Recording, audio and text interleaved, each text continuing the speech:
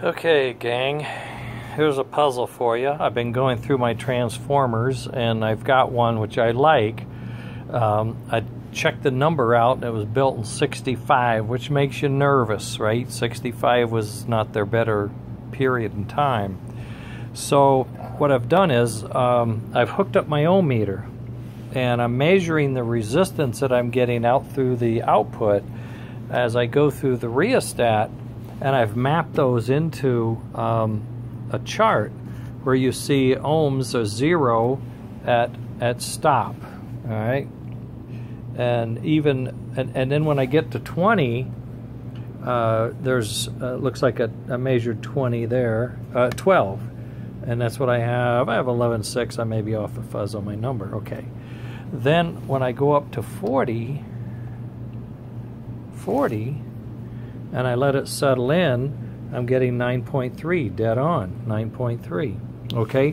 Which is what you would expect. The resistance is lower, so now you have more power going out to the engine, okay? So now you get to 60 miles an hour, and I'm getting about 6.8, and I measured 7, okay. Then I get to 80, there's 80. And we're settling in at 4.5, and I had 5, so it's within the range. And then I get to 100, and I got 2.2, 2.3, and that's what I had, 2.3.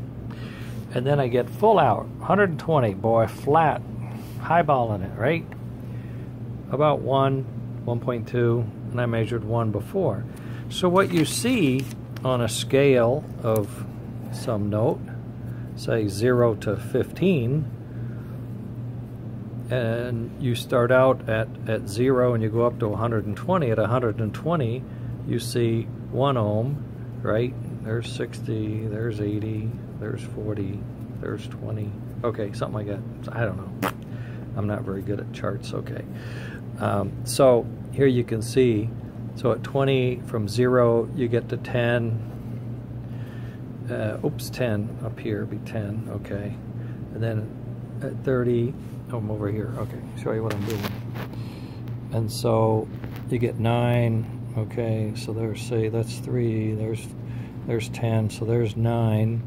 And as you can see, it crawls its way down. It kind of comes down in a track, may or may not be linear. So what you would expect then, if that's the resistance, this volts, then you would expect to be the opposite. It would start out low and work its way up. But if I switch my meter to volts AC, my contacts are screwed in, so they're nice and tight. I like that, so there's no movement. Not me holding the button or nothing. And I'm at 120 miles an hour, which is flat out.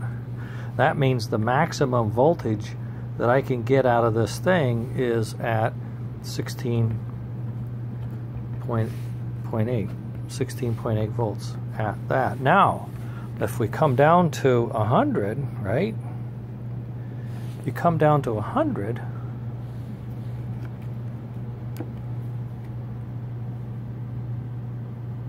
it's the same, 16.8. Well, that engine's not going to slow down. Then when you go down to, say, 80,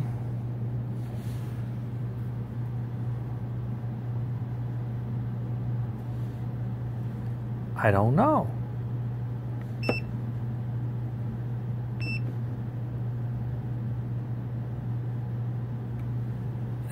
It's crazy, okay? Then I go down to 60, and it doesn't change. And you think, oh, well, something's wrong. The meter's not working right. Okay, well, let's go to 0. At stop, I've got 0.6, which is kind of what you might think. And then as I come off of stop, I mean, right here, watch.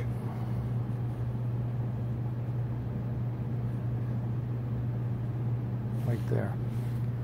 16.9. So if you're drawing the chart, it starts out 0, 6, and then stays there it goes, I get back up so you can see what I'm doing here.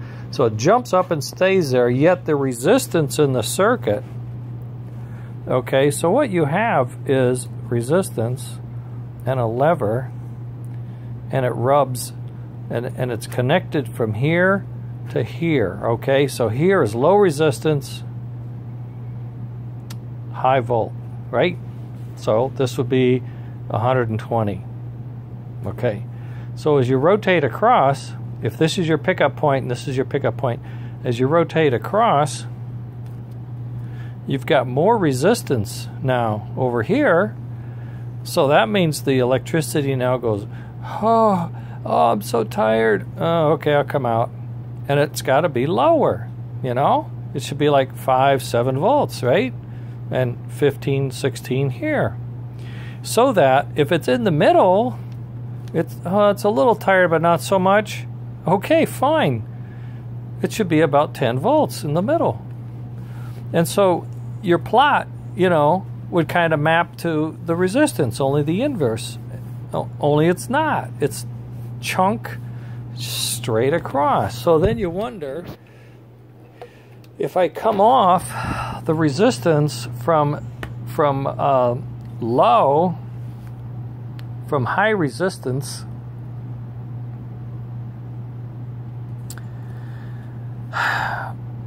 from 0 to high resistance, what would cause this thing, instead of the current going, oh, I'm so tired, when you check ohms, the resistance in this thing says, I am not letting you through, no.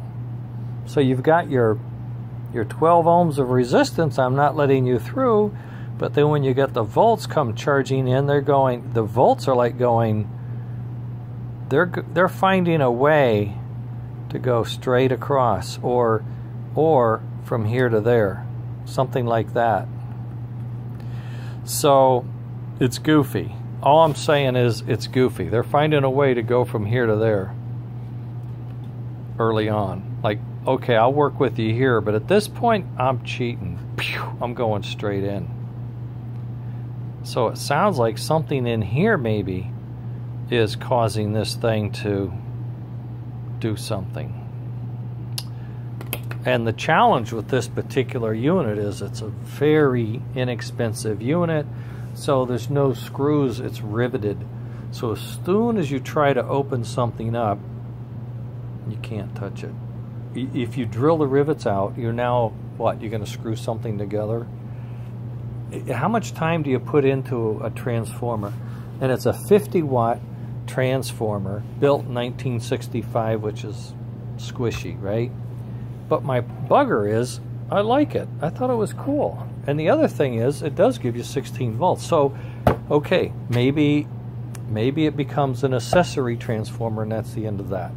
Maybe that's all you can do with it, I guess. Okay, well, I'm done moaning and groaning, but in any case, that's my day.